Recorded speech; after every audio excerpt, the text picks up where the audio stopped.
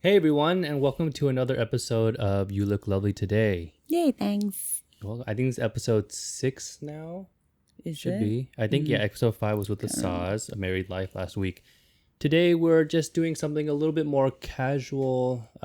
This is just unpopular opinions today. Just a light, quick episode. So we'll start right into it. So the first one is from Unpopular Opinions subreddit, and it's by user Kiko NYC, and this is only 22 hours ago. So they're saying best friend dynamic isn't and don't always have to be balanced. Mm-hmm. You can have a good friend who considers you their best friend while you have your best friend over there. Your best friend over there might have a best friend you've never even met. It's all okay. Best friends don't need to be a 50-50 reciprocal. And I find that I think when you're younger... Wait, it's already the end of... Yeah, so these are very quick. So this episode is going to be quite quick. So these aren't stories. I thought like, oh, it's the introduction. Then here we go. No. Okay. So these aren't stories. It's more like opinions and people kind of explain. So I'm not sure what the age is of this person. So I find that this opinion is quite normal as you grow up.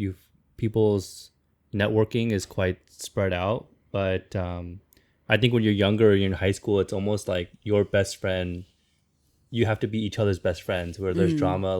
But I think you still get drama with your friends of sometimes you might be someone's best friend and they might have expectations of you, but you might not. Don't name names. Yeah, no names. But I know sometimes you get these expectations from your friends, right? I think that for many of us, I'm not talking about just over friendships, but we, of course, like especially all the friends that you're sort of like good friends since childhood, you have that your norm, and you have like your routine. And I think that when you grow older with like work and more people, you socialize more. So you have more people in your life that you are also give them a bit of time, not just only of time, but I think you also your interest changing and, like your preference changing. So maybe you and your best friend, like in high school, might not share the same passion anymore, so I think that friendship can also sort of like have its own cycle, but it doesn't mean that like you're not going to be best friend anymore. I think that all good friends, even if you don't hang out or talk every day, if the connection is there and if you are really good friends, it's connect like very automatically. So I think it's you don't need to have be like, okay, I call her every 3 days a week, so she need to call me 3 days a week too. It doesn't have to be like apple to apple. Yeah, I think by like gesture or behavior, but still I get it sometimes that you can't avoid expectation, but I guess that like don't think too much about it. And I think that, of course, we have to go through a different cycle of life. So, it's fair for someone to feel that way, but sometimes they have to feel that way so they learn how to move forward. Or else if you feel like bad about this and if you are really good friends, you should be able to talk to your friend about it. And they're like, hey, actually, I'm a little bit. So the other friend should be more mindful. I think, I don't have a lot of friendships in my life. So, but I think it's also my fault. I'm not a big, I don't put a lot of effort into relationships. And it's not that I don't, how do I say this? It's not that I don't want friendships in my life, but for example, with my family, I love my family very much, but maybe I'm not the best at showing it or I think it could be perceived from other point of view that it's low effort, and I don't want them to feel that way. It's something that I'm working on. So I don't think I'm a really good give a lot of advice for like as far as like maintaining friendships as an adult, because when you're younger it's easy, like you have homeroom together, or you see each other every day at school, and then it's like, yeah, you form cliques and you form friendships because you have mutual interest things that you do, you know. But for example, I think you have some insight, because I think maybe you've dealt with maybe disappointing friends that maybe they felt they're like you were their best friend versus, so maybe sometimes like this thing happened because I think for them, I think on their behalf. That's why like at the end it turned out that sometimes I didn't ask him or her, but I'm like, because I thought that the person might not be free, or so many plans that one would have. But actually, I should have asked. No matter what, I think I should have asked and let the person be the one who make a decision if they can or they can't make it. Yeah. So I think that one of my learning is that, don't think for other people. Just ask them. But I think for your case, I think you're very independent. So that's why it's not like you don't make an effort, but you also overthinking in your own way. So I think you're very like, you love your family, and I think that you're doesn't want to do anything to impose on them.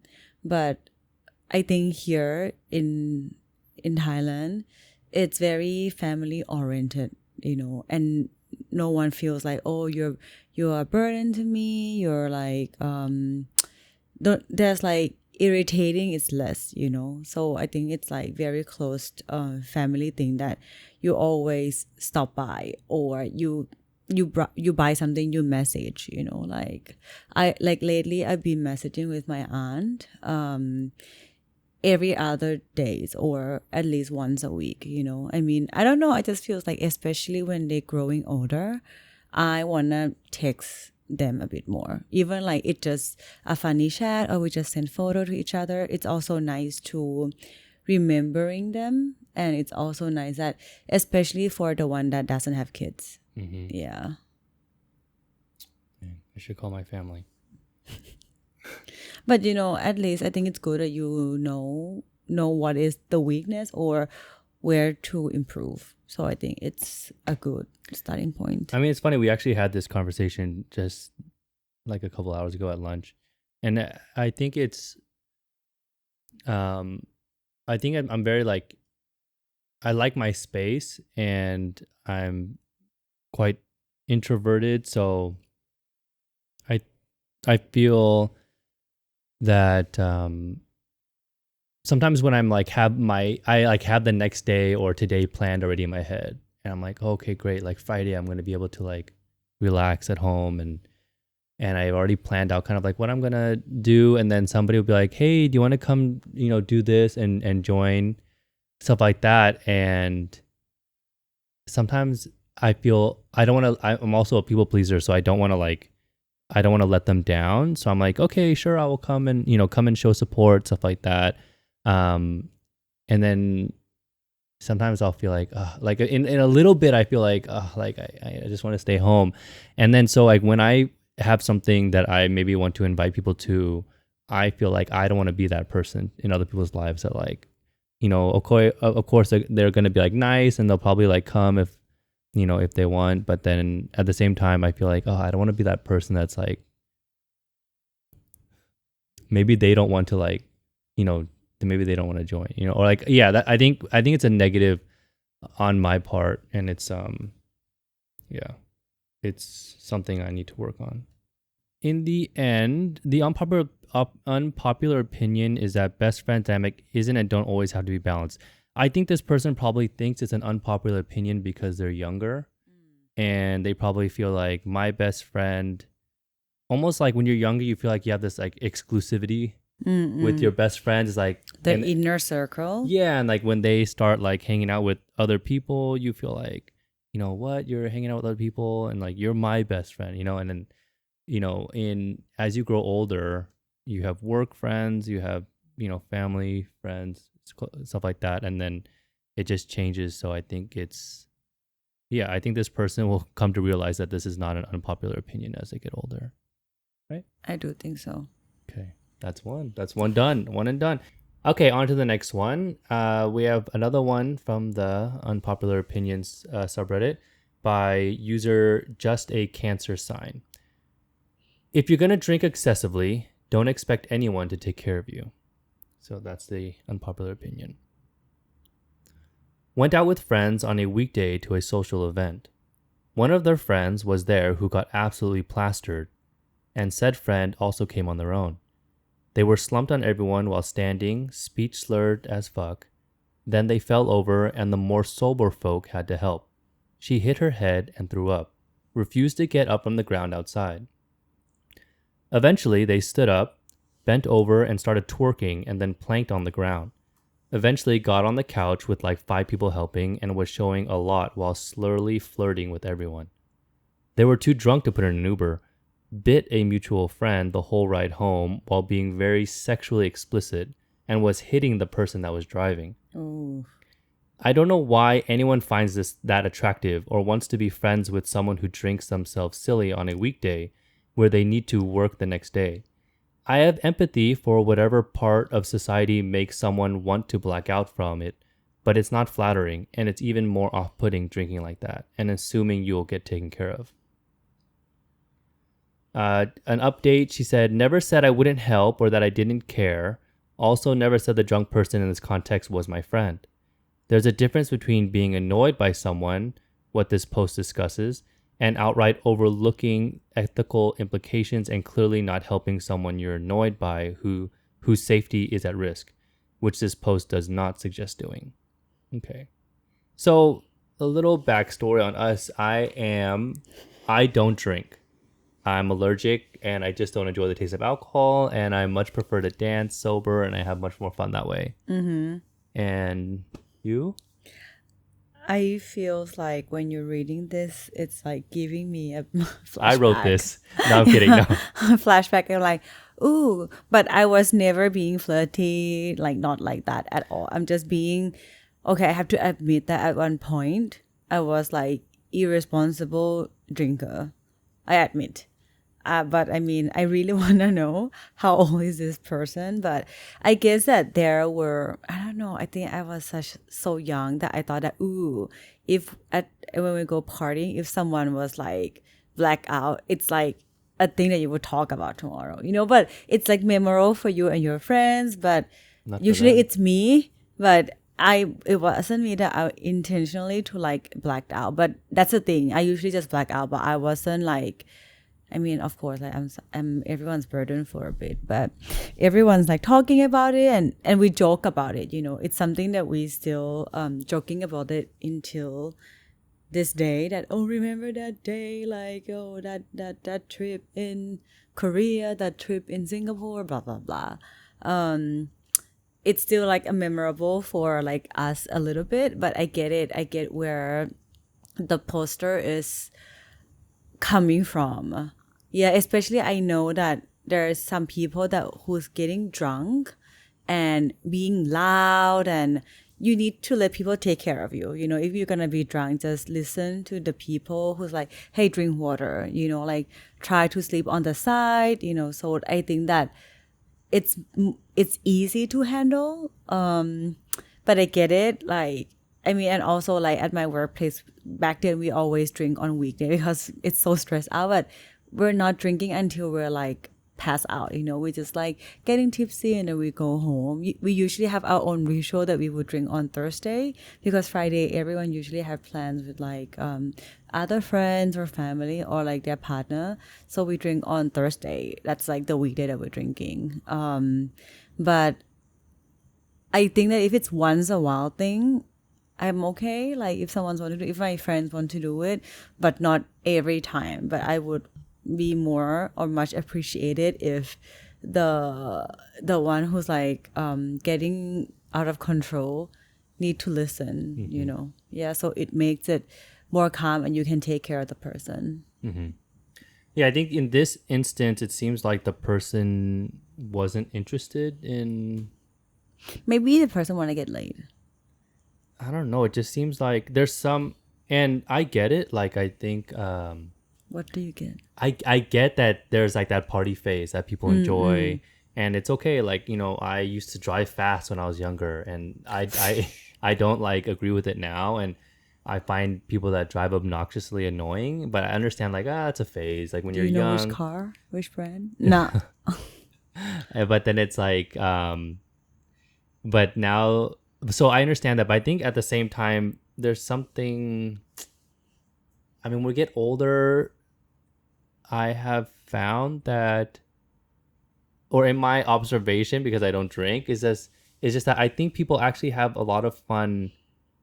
Uh, I think you should know the limits of your alcohol at this point, because at the same time, it's, yes, maybe, okay, if I threw a party and say we had 6 friends come over and everyone, got a little tipsy and we had fun, we told stories and we talked, and at the end of the night, it's like, oh, that was so much fun, everyone go home, it's fine.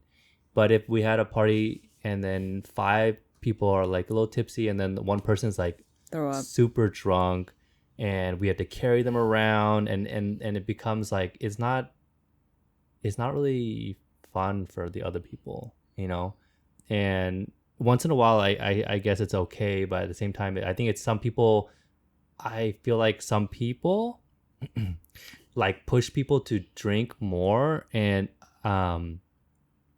like some people, they want people to get like really drunk, and I feel like not drunk, but just tipsy.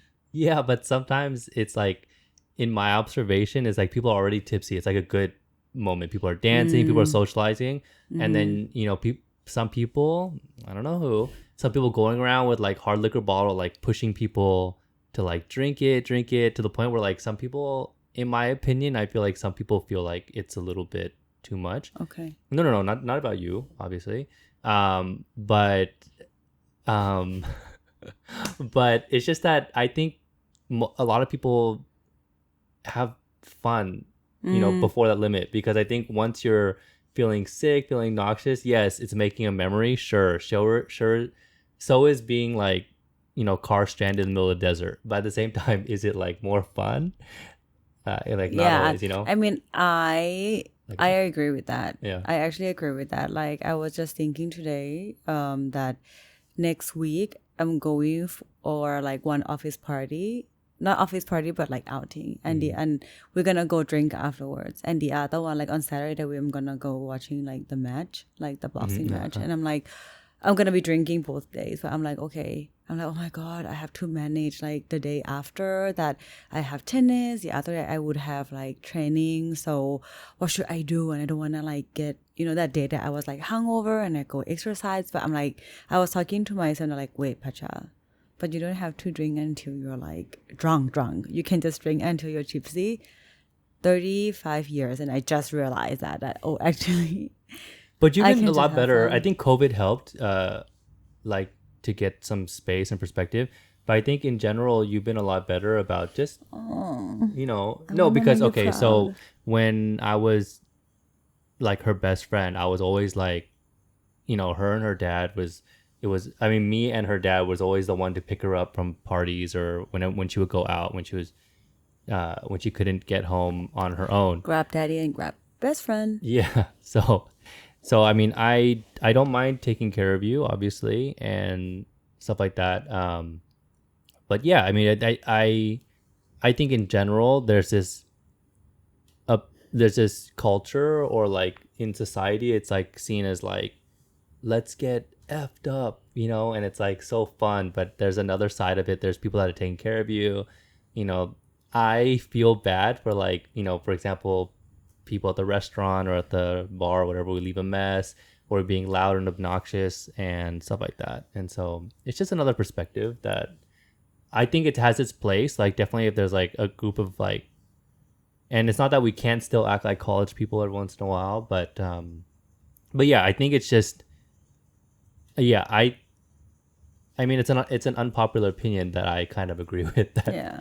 No, but I do agree. I think that from my opinion for like this topic, I think that you can have fun just being tipsy, or you can have fun with like just a few glasses. You don't have to reach to the point that you need to throw up. So always know your limits And, everyone have fun in their own ways. Don't push it too much.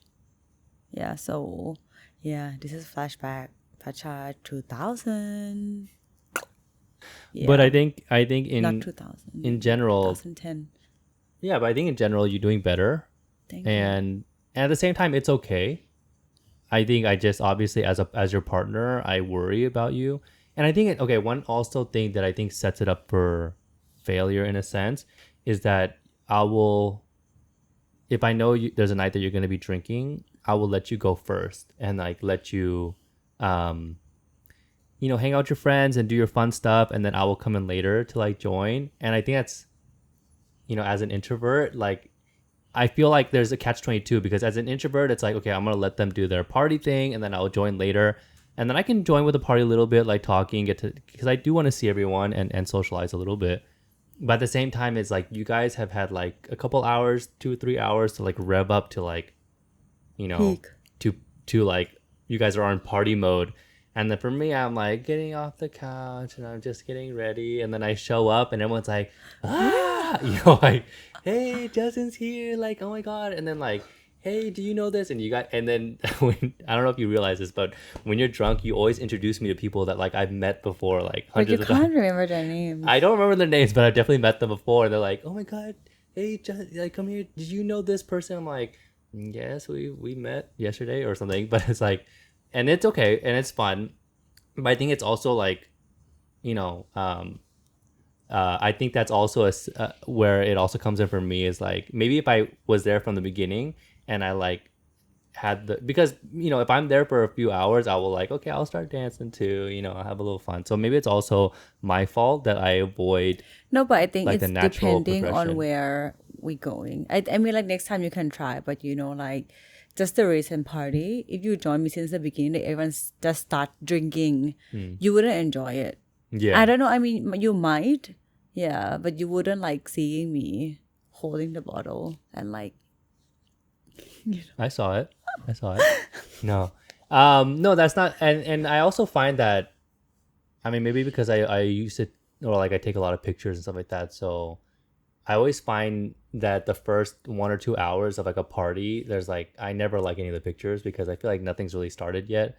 And so I feel like a party doesn't really start until like a few hours after. So like for me, I'm like, oh, okay, I'll skip that part. I mean, in a way, people start to loosen up, and like talk and be a bit quirky when they drinking. And I think it's my fault that like obviously I will feel a little bit uncomfortable in the beginning because I haven't had that time to loosen up the way that everyone else has.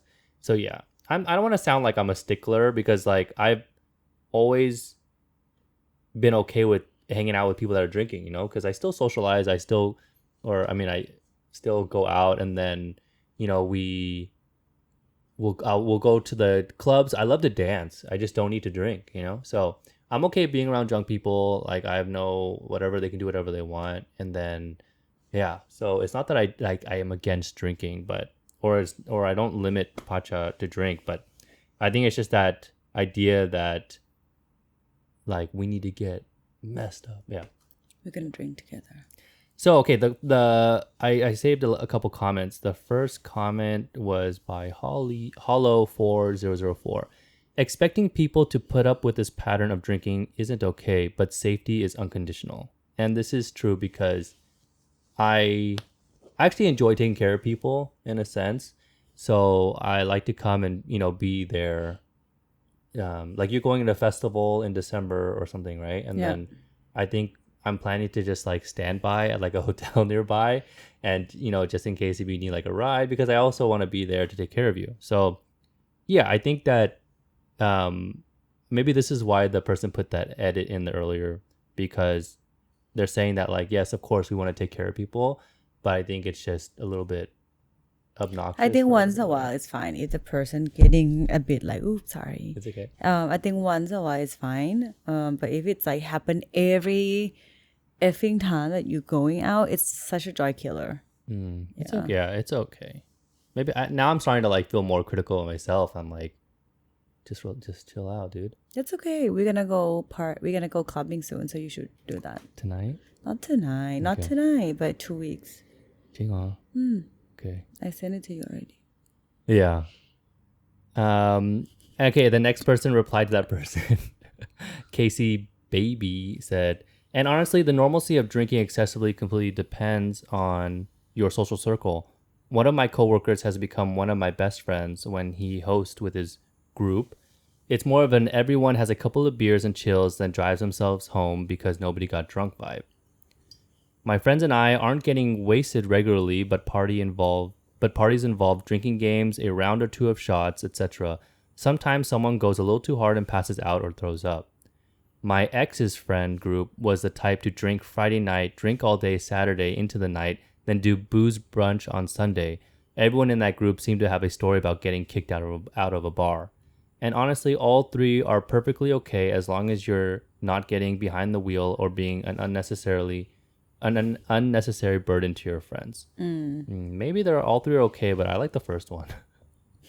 Just like chill, have a couple beers, and then just go home.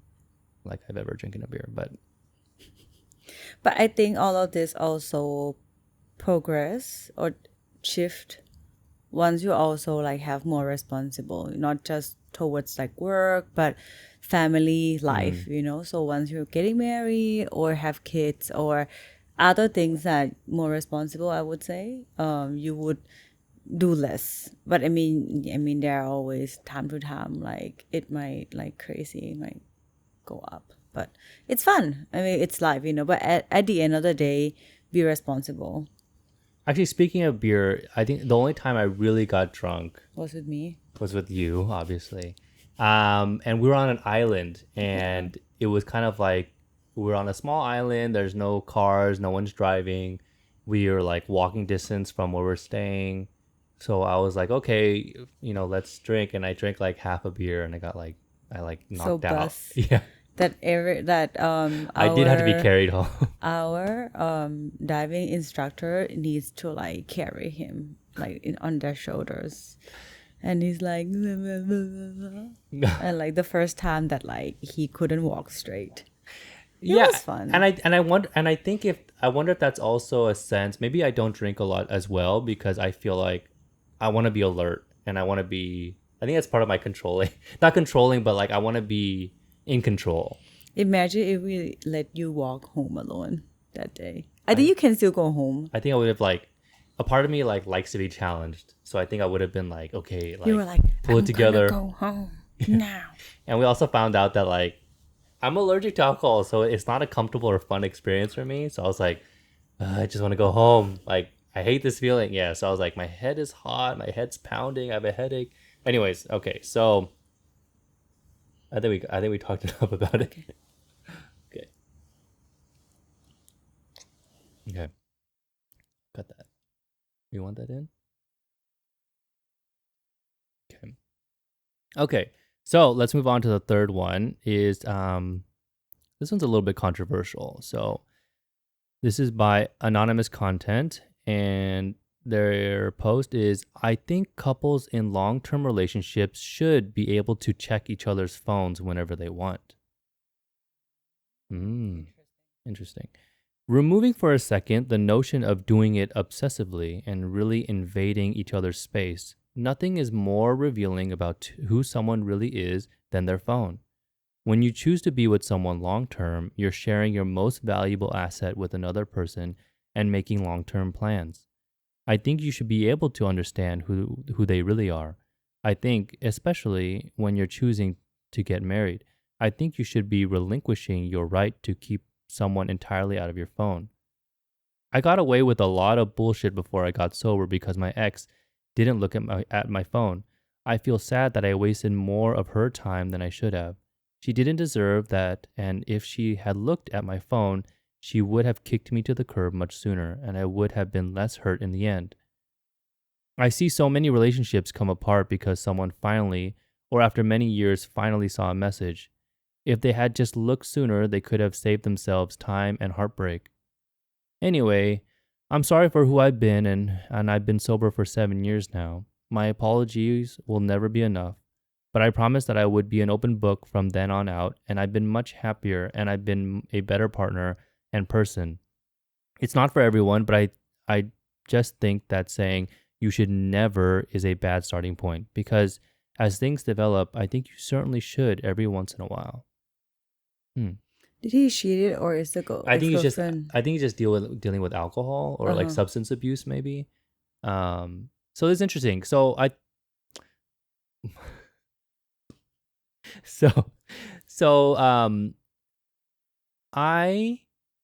I'm okay with you going through my phone. I think you're my first. Not that I've ever cheated or hiding things from girls I dated before, but I just don't like the idea of someone snooping around my stuff. But with us, we're getting married. I think you're my first girlfriend that I've like openly like shared all my passwords with. Because sometimes it's just easier to like, hey, can you open or like this, or can you find this for me on my computer and stuff like that. And so just like why I don't need to limit access from you. And I think it's also that I trust, or like I know you won't abuse that power. We share locations with each other. I rarely, if ever, check your location. Maybe sometimes when you're like, oh, I'm on Grab and I'm on the way and I need to know like, oh shoot, do I have time to like clean up? So like I'll check like, oh, how far away is she or something like that. But yeah, I rarely check, and I don't think you check mine. I'm always running late. So when I first started sharing my location with you, I was like, oh shoot, when I'm like telling you that like I'm on my way, she's gonna be like, oh, she's gonna know that like I'm like putting on my shoes or like not even out the door yet. But no, but you haven't abused or anything like that. So I think it's also comes down to the kind of relationship you have with your partner, that you feel safe to share these things. Where I feel like some, even though I wasn't hiding things or I never cheat on my exes, I'm sure if they were snooping through our phone, maybe like, there are things that maybe make them uncomfortable. Like, uh, some people might find that if you're too friendly with a coworker, or I don't know, maybe you are gossiping about something or someone, and then they don't like that, But I think if you're looking for dirt, you're gonna find it, And so, but I know with you, if you were ever to look at my phone, you're not like trying to like, or you can try. Am I digging myself a hole? No, but so. But the point is, I think if you're in a trusting relationship, there's no fear in sharing your phone, and I think it's a little bit scary when someone doesn't want to share their phone because it feels like they're hiding something. Yeah, exactly. I think that sometimes it's not about no, that's okay. I put my feet there. Okay. I think that sometimes it's not about you're gonna check the other person's phone or snooping or like looking or digging for something, but it's about trust, right? Because you're building trust, and if like you already gave me the password and I feel like, oh, actually it's just a gesture of like you don't have anything to hide, so that's why you're like, oh, I'm sharing this with you, and I think that it's a very good gesture. And I think with me, it's all about you showing the person that you are trustable, trustworthy, and there's nothing to hide. I think that's more like that. But you brought up a good point that as long as the other person not abused of this luxury to be able to look at the other person, what they are doing, or like snooping around, because I think that it's too much. I think that, of course, you have my password, but I would feel also if you go through all my messages, like what I'm talking to this person and that person, like, wait, but which I've never done. Yeah, I'm like, wait. Yeah, you're right. Such a quick reflect. I mean, because I've done it before, like with me? No, but with others? Like a long time ago, and it was bad. Like, yeah. I mean, it's just like, yeah, it's something. It's like an invasion of privacy. Yeah, I don't think I ever done it before. Yeah, but anyways, I think that it's also make. For example, I think if one day you just look through all message from my phone, I would also questioning that, don't you trust me? Like, what's wrong? Like, talk to me. I think that, yeah, it's such a tricky situations, like, for example, if we have if we on a fight and then you're like, give me your phone, I want to look at it, I would also feel offended that why? Like, you can check it, but it's also going to sort of like make me feel bad, and then we're gonna start to have another like round of this fight or like additional on top of it, because I would feel that you don't trust me, So yeah, I mean, of course, asking questions, but also trust your instinct. Yeah. I think that it's open like a wormhole. If you're starting to like, can I check your phone? It's, I don't know, I think it's a little bit bad. But to give the privacy of like, oh, this is my password, I think, yeah, but again, depending on the person, if they're gonna be abusive about that or not. Right.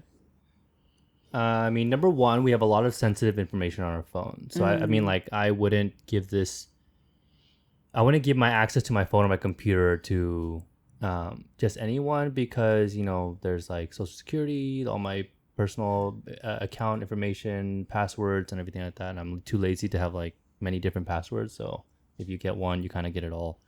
And so I think like you said, it comes with trust, but at the same time it's kind of like if you lived in a house with someone and then they had this one room that was locked, and every time they came out, they locked it, like, you can't go in that room, and you would feel like that seems kind of strange, but versus like if you have very healthy boundaries with someone, and then you're just kind of like, hey, this is my office. I prefer if like, if you just kind of like leave it, can you just like not go in my room? Like, I just want to be private. Maybe like you're an artist or something like that. But I can see like if you're doing bad, like if you're hiding things, I'm like, okay, I'm selling or like making drugs. I'm like Breaking Bad in there. And it's like, don't come in. Like, I'm locking it and stuff like that. So I feel like if you're not doing anything wrong, there's no need to like hide. Yeah. Or like create a barrier. Like, you're blocked from getting in.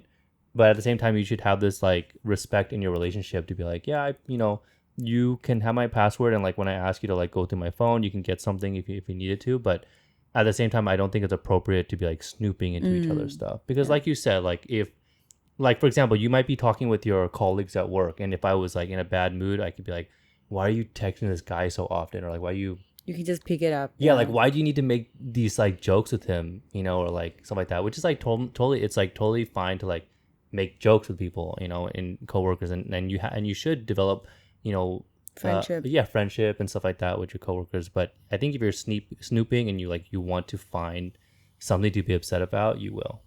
Okay, so I think that's right. So, unpopular opinion, couples should be able to check their phone. I think I agree with that, right? Wait. I think be able to check no, I think we agree with like giving the password, but also you need to know that, I mean, it can be two swords, right? Yeah. Like, is that two sides of the sword? Two sides, yeah. Two sides of the coin? Double-sided sword. I don't know. Double-edged sword. I don't know. Anyway, so it's also like the person giving you the access, but also it's a bit tricky. Like, if you're like, oh, okay, I have all the access, unlimited, I'm just gonna check everything. It's also giving the person, it might give another, like your boyfriend or your partner, a different impression. Right. So be careful. It's good to have it because it shows how much he cares or how much he cares about you and does nothing to hide. But don't abuse it. Yeah. Chai. Yeah, definitely not. Yeah. Okay. Right. So I think I agree, but I would reword it. So it's not that you should be able to check each other's phone whenever they want. I think you should have access. Yeah. It depends on how, like, long term doesn't always mean that you're, I know a lot of couples have been dating for like 5-10 years and they're not even like, I'm gonna marry this person. They're just like together because it's comfortable. So I would say, like, if you are, it depends on the relationship. Like, if you feel like very secure with this person and you can share your life with them, then I think it's okay. Is that right? So yeah, but I think like, yeah, just going through people's stuff is not good. Like, I wouldn't want to come home and you're like going through my drawers. Yeah. I'd be like, what are you doing? Not that you can, but okay. But I won't. Okay, so one quick comment from Derper2222 said, should be able to, in principle, probably. Should ever, go fuck yourself. People in a healthy relationship should trust and be trustworthy. so there shouldn't be anything to hide. But privacy is not deception. Snooping, on the other hand, means you think your curiosity is more important than my sovereignty. Violate my privacy and you'll cause a bigger trust issue than anything you thought you were going to find on my phone. Play stupid games, win stupid prizes. I agree. That was worded. Okay, that person agree. said it better than us. That was perfect. Yeah. That was perfect. That's true. Yeah. Okay, on to the next one. Okay, real fast. This is by user Just Need Something to Do, posted 1 day ago. If you date someone directly after breaking up with someone, then did you really love that person? Obviously, I'm not talking about short-term relationships or dating, not like a week or a few months long. But I mean, if you dated someone for years and immediately afterwards date someone else, then I think you're fake and emotionally immature. Obviously, at the end of the day, people can do what we want, but if the love you had for someone can be easily transferred onto someone else, then that takes away from all memories, experiences, etc. That was shared and honestly makes everything less valuable, in my opinion. So, you agree? I don't agree. You don't agree? I don't agree. I mean, it's not my way of doing it. Of course, if I end up with someone, like in our chapter with someone, but I think it's a different coping mechanism. Some people might feel like, I don't want to be alone. Maybe they're just dating, or sometimes people feel like dating is such a not in a wrong way, but you have like companion, you meet new people, you meet new friends, it could be. So I think people just don't want to be alone. They just want to talk to someone, and maybe dating someone like after, it's just like you meet someone new that wouldn't ask you about what happened to you, like someone new. So I don't think that it means that like your past relationship doesn't mean a thing, but it just their approach to get themselves like moved on. Mm-hmm. Yeah. I have a feeling the person that posted this just found out that their ex is dating someone. Probably, yeah. So it's funny. So actually, I'll just go quickly onto the comments because I think it is. It's kind of what I wanted to say. Yeah. So, they said you can fall out of love long before you end a relationship. That's true. And I think that's what I was saying. And I think I recently had a conversation with someone in my life that is going through a breakup, and they were saying things like, oh, how could they happen? How could they just break up so suddenly? How could they just, everything's going fine and then they're gone just like that. Mm-hmm. And then, and I told that person that, sometimes when one part of the relationship, they might be thinking about the breakup like maybe for months, before that. And so I think that sometimes when people break up and then you find out that they're dating someone new, for them that relationship could have ended a long time ago. Yeah. in their mind, in a sense that like they had loyalty, but at the same time like that kind of space in their heart has been like emptied out and stuff like that. So I get why she might say it. I noticed that there's that unwritten rule of like 6 months. You should wait 6 months between dating. And usually when I talk to people and they just broke up, I never recommend, just start dating again, because I think that replacing pain with distraction, like just distract yourself with like a new relationship instead of like dealing or like healing or reflecting on what went wrong in your last relationship, isn't good. Not a proper way to do it. Not a proper way to do it. But at the same time, you just date whenever you're ready. Yeah. And I don't think if a couple breaks up, then the other person doesn't really have any right to be like, you can't date anyone yet. Like, they have no control over your life, So I think that in a way is a little bit silly. I mean, maybe that's also like a high school thing, because like you see each other in high school and usually you date someone else at the school, and it's like, oh, how rude, they like started dating someone right away. But I think as you get older, it's kind of like 6 months when you're 18 is just like half a year, and you have like so many years left for dating. But 6 months when you're like in our 30s, that's half a year, when maybe you only have like couple more years left for like looking to fit your timeline, and that's like already 25% gone, whatever. Yeah. So yeah. I was talking to one of my friends about, sometimes like people get stuck with the word like, I'll love you forever.